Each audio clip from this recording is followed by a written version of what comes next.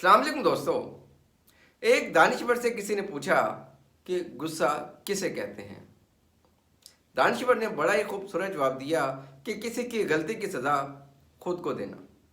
जी हाँ दोस्तों, किसी की गलती की सज़ा खुद को देने को गुस्सा कहते हैं। आई रिमेंबर जी, कुछ अर्सा पहले मैं अपने एक दोस्त के साथ एक्सप्रेस हाईवे पर सफ़र कर रहा था। ट्रैफिक ब्लॉक थी, बहुत ही स्लो स्लो ट्रैफिक चल रही थी। पीछे से एक बाइक बीच में से गुजरता गुजरता आगे आया और अचानक उस बाइक ने हमारी गाड़ी को हिट किया और वो आगे चला गया। रश इतना ज़्यादा था कि हम उस बाइक वाले को फॉलो नहीं कर सके। लेकिन मेरा दोस्त जब गाड़ी से नीचे उतरा, उसने देखा तो गाड़ी पर एक अच्छी लंबी लाइन लग चुकी थी। गाड़ी का अच्छा खासा नुकसान हो चुका था। वो दोबारा गाड़ी में बैठा और गुस्से से पागल हो रहा था। उसने उस बाइक वाले को कोसना शुरू किया, बाइक वाले को बुरा भला कहना शुरू किया।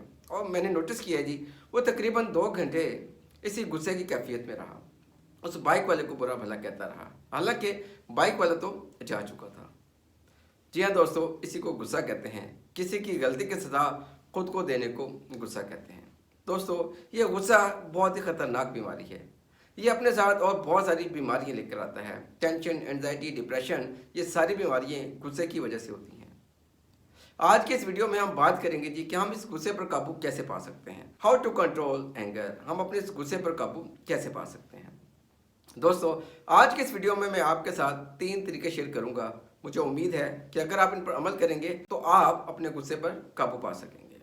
दोस्तों, आइए आगे बढ़ते हैं और शुरू करते हैं। तरीका नंबर एक ये दोस्त, तरीका नंबर 1 ये है जी, yes it is, change your mind, change your focus.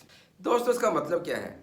जब भी आप किसी परेशानी में मुबतला हों, आप किसी टेंशन में हों, डिप्रेशन में हों, आपकी सेल्स क्लोज ना हो रही हों, आपके साथ कुछ बुरा हो चुका हो, उसके बाद आप ऑब्जर्व करें, अपने आसपास देखें, पूरी दुनिया को ऑब्जर्व करें। अगर तो वो बीमारी, वो टेंशन, एंजाइटी, डिप्रेशन दुनिया में और बहुत सारे लोगों के साथ है, तो आप कहें इट्स क्वाइट नॉर्मल। इसका मतलब ये है, ये तो एक नॉर्मल बात है। अगर दुनिया में और बहुत सारे लोगों के साथ ये मसाइल हैं, तो इसका मतलब ये एक नॉर्मल बात है। हाँ, अगर ये बीमारी, परेशानी, टेंशन सिर्फ आपके साथ है, तब ये ख़ास बात है, तब ये परेशानी की बात है। लेकिन अगर ये बीमारी, टेंशन, परेशानी दुनिया में और बहुत सारे लोगों के साथ है, तो इसका मतलब ये है कि इट्स क्वाइट नॉर्मल, ये तो आम बात है, ये तो और बहुत सारे लोगों के साथ है। अब आपके पास 2 चॉइसेस हैं।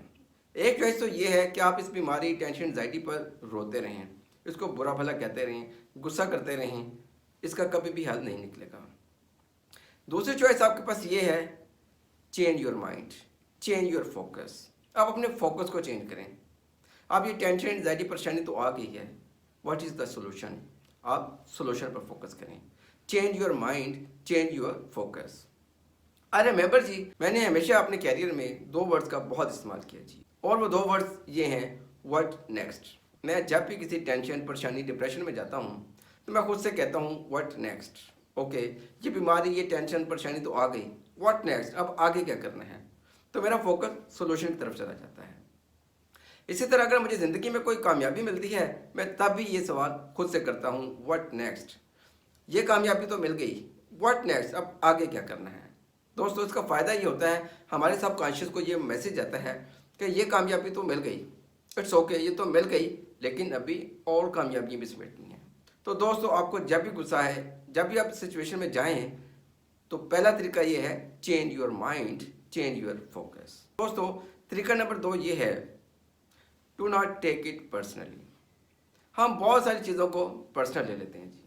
हम एक जनरल स्टेटमेंट को भी पर्सनल ले लेते हैं। आप कभी सोशल मीडिया पर जाएं, फेसबुक पर जाएं, तो आपको अक्सर औकात ऐसी पोस्ट मिलती हैं जो किसी सियासी वर्कर ने लगाई होती हैं। किसी एक सियासी जमात का वर्कर किसी दूसरी सियासी जमात के खिलाफ कोई पोस्ट लगाता है जी, वो लगाकर खुद सुकून से बैठ जाता है, और दोनों तरफ के जो सियासी वर्कर्स होते हैं उनके कमेंट एक्सचेंज हो रहे होते हैं, वो दोनों एक दूसरे पर गुस्सा कर रहे होते हैं, आग बगौला हो रहे होते हैं। लेकिन जिसने पोस्ट लगाई होती है वो साइड पे बैठ जाता है। हालांकि उसने भी पोस्ट एक जनरल लगाई होती है, लेकिन सियासी वर्कर इसको पर्सनल ले लेते हैं जी। एक दफ़ा ऐसा हुआ कि 50 लोग एक जनाजे के साथ जा रहे थे। रास्ते में एक शरारती लड़का खड़ा था। जैसे वो 50 लोग जनाजा लेकर उस लड़के के सामने से गुजरे, थोड़ा आगे पहुंचे, तो उस लड़के ने आवाज़ें लगाना शुरू कर दी, बेवकूफ़, बेवकूफ़, बेवकूफ़।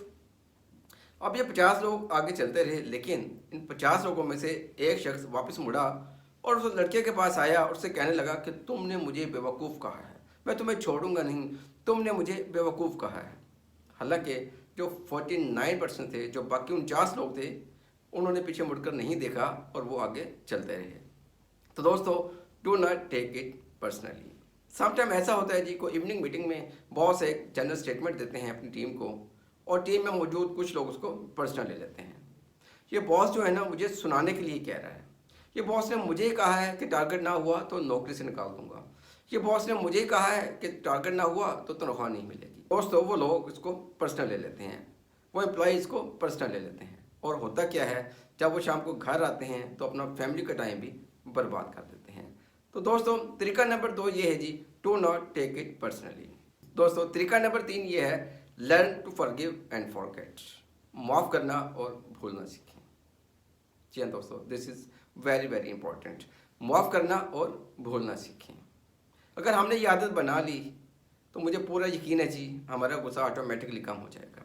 होता कुछ यूँ है जी, हम छोटी छोटी बातों को अपने दिल में जगह दे देते हैं और फिर खुद उन बातों पर कुटते रहते हैं, और फिर एक दिन ये छोटी छोटी बातें लावा बनकर बाहर आती हैं।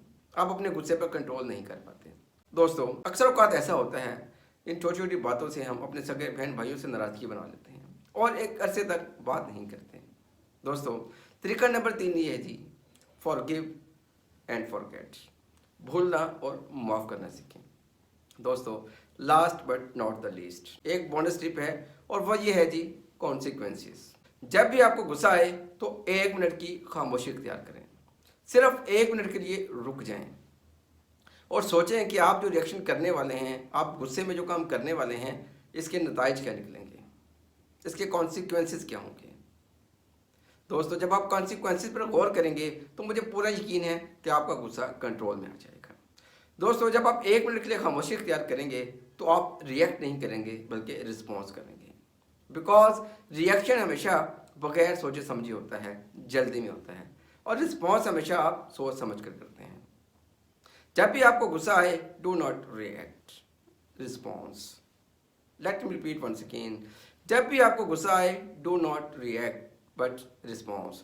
कभी भी रिएक्शन शो ना करें बल्कि रिस्पॉन्स करें, और रिस्पॉन्स आप सोच समझ कर करते हैं तो इसका मतलब ये है कि आप अपने गुस्से पर काबू पा सकते हैं। दोस्तों, मुझे यकीन है कि आज की इस वीडियो से आपने बहुत कुछ सीखा होगा, और ये तीनों तरीके, change your mind, do not take it personally, learn to forgive and forget, आप अपनी ज़िंदगी पर अप्लाई करेंगे और अपने गुस्से पर काबू पाएंगे। This is Mohammed Abid signing out until we meet again.